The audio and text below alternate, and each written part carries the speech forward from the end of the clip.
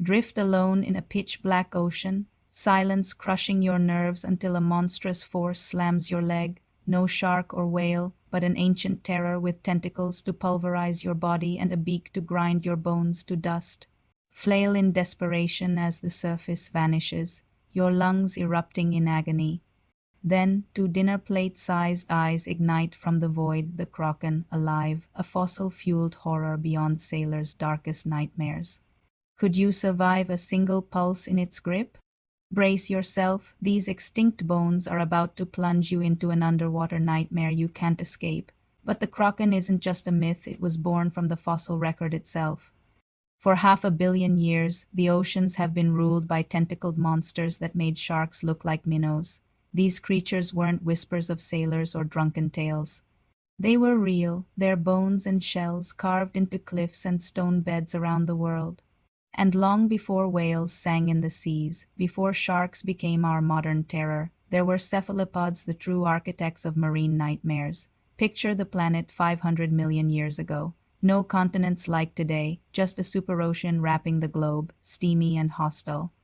The tropics simmered at 30 degrees Celsius, shallow bays stretched across what is now South America, and the days ticked by faster under a closer moon. But beneath the waves, chaos. Fossils reveal an abyss filled with predators you wouldn't survive a heartbeat against. The first wave of terrors came in the Cambrian seas, endossaurids, the nautiloid spear carriers.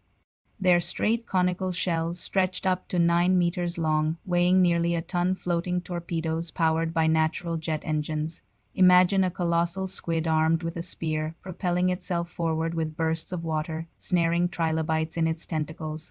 It's like your pet octopus scaled into a war machine, armored and merciless. If one brushed past your leg in the dark, you wouldn't even have time to scream. By the Ordovician, things escalated. Camarasaurus and Endossaurus prowled oceans worldwide, their shells textured like skeletal helmets, fossils hinting at battles etched into their surfaces. They grew as long as a bus, their hollow chambers fueling propulsion. That sent them streaking through the water like torpedoes. Fish, arthropods, anything in their path was crushed, devoured, and silenced. These weren't passive drifters, they were apex destroyers, the earliest prototypes of Kraken nightmares. Skip forward to the Jurassic, and the oceans belonged to ammonites and belemnites, the true kings of the cephalopod dynasty. Forget your seashell souvenirs. Ammonites were armored nightmares. Lithosaurus grew shells nearly 5 feet wide, weighing as much as a rhino. These shells weren't ornaments. They were battering rams wrapped around predators with tentacles designed to grip, slice, and tear. Then, in the late Cretaceous, came the titan, Peripazosia. Its coiled shell spanned 11 feet across, nearly 1.5 tons in weight. When uncoiled, its body stretched 18 meters, 60 feet of muscle, suction, and killing power, the heaviest invertebrate ever known. If you faced one underwater, you'd see nothing but a spiraling wall of bone and flesh closing in, and they weren't alone. Rivals tested them in brutal battles frozen in fossils. Imagine a 20-meter ichthyosaur ramming an ammonite, its jaws leaving bite marks we can still trace today. Sea scorpions, 2.5 meters long, swung serrated claws at smaller cephalopods, shattering shells. Sharks prowled above, but against these leviathans, they were background noise. The fossil record reads like a battlefield. Each cracked shell a story of violence millions of years old. Even prey adapted for survival. Trilobites curled into armored spheres, hoping suction cups couldn't pry them apart. Nautiloids jetted away in bursts, vanishing into the gloom. Giant clams locked themselves shut, waiting out the storm. But in a world ruled by tentacled nightmares, survival was a gamble few won, and the ocean itself wasn't merciful.